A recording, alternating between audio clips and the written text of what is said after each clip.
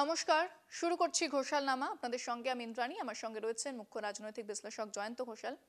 এবার যে খবর, বিজেপি স্কোয়ার নীতি ব্যবহার করছে। কোথাও নির্বাচন কমিশনকে কাজে লাগানো হচ্ছে, আবার কোথাও এজেন্সিকে কাজে লাগানো হচ্ছে, এমনটাই কিন্তু বলেছেন অভিষেক বন্দ্যোপাধ্যায়। তিনি আবারও সরব হয়েছেন যে কোনো দুর্নীতি দমনের জন্য নয়, যে সংবিধান সংশোধনী বিলও যা আনা হয়েছে সেটাও কোনো দুর্নীতি দমনের জন্য নয়, সেটা শুধুমাত্র বিরোধীদের নির্মূল করার জন্য ব্যবহার করা হচ্ছে।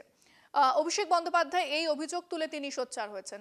আমি জয়ন্তের কাছে জানতে চাইবো, জয়ন্ত, তাহলে এই অভিষেক বন্দ্যোপাধ্যায় তিনি যে বারবার বিরোধিতা করেছেন, এছাড়া বিভিন্ন বিরোধীরাও কিন্তু একইভাবে তারা বলছেন, সেক্ষেত্রে রাজনৈতিক বা নির্বাচনী স্তরে যেভাবে এজেন্সি সক্রিয় হয়ে উঠছে, সেটা কি বারবার এই ভোটের আগেই দেখা যাবে?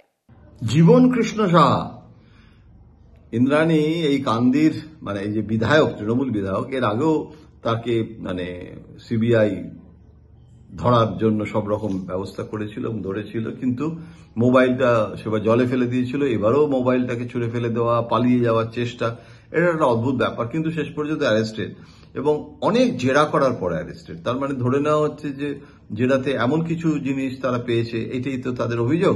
কিন্তু অভিষেক বন্দ্যোপাধ্যায় আজকে কিন্তু একটা সাংঘাতিক যাকে বলে অ্যাটম বোমা ফাটিয়ে দিয়েছেন। তিনি বলেছেন যে এটা অ্যাকচুয়ালি ডবল ইর রণকৌশল, অর্থাৎ একদিকে ইলেকশন কমিশনকে দিয়ে ভোটার তালিকা নিয়ে রাজনীতি করা হচ্ছে, আর একদিকে এনফোর্সমেন্টকে দিয়ে এই ডবল ইর সাঁড়াশি আক্রমণে ভোটের আগে তৃণমূল কংগ্রেসকে দুর্বল করার চেষ্টা হচ্ছে।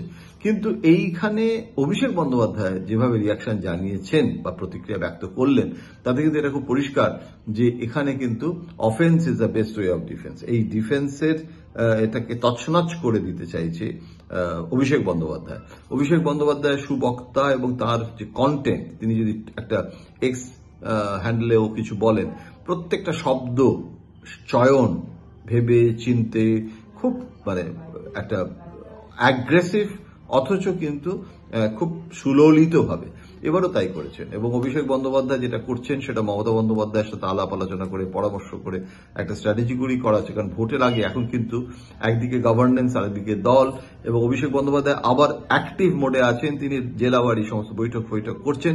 সেখানে এই ঘটনাটা কিন্তু একটা খুব গুরুত্বপূর্ণ ঘটনা, এবং এটাকে এনফোর্সমেন্ট প্রচারের মাধ্যমে বিজেপির কে শক্তিশালী করার চেষ্টা করছে কিনা সেটা বোঝা যাবে। কিন্তু তাতে কতটা লাভ হবে, এর আগেও তো পার্থ চ্যাটার্জি থেকে শুরু করে জ্যোতিপ্রিয় মল্লিক, অনেক তো আমরা দেখলাম। তারপর ভোটও হয়েছে, ভোটের ফলাফলও দেখেছি। সুতরাং এবারে আবার নতুন উদ্যমে এটা যদি শুরু হয়, তবে তার প্রতিক্রিয়া কি হবে, এবং সেটা নরেন্দ্র মোদী এসে কতটা বলবেন। মহালয়ার আগে নরেন্দ্র মোদী আবার আসবেন শুনছি।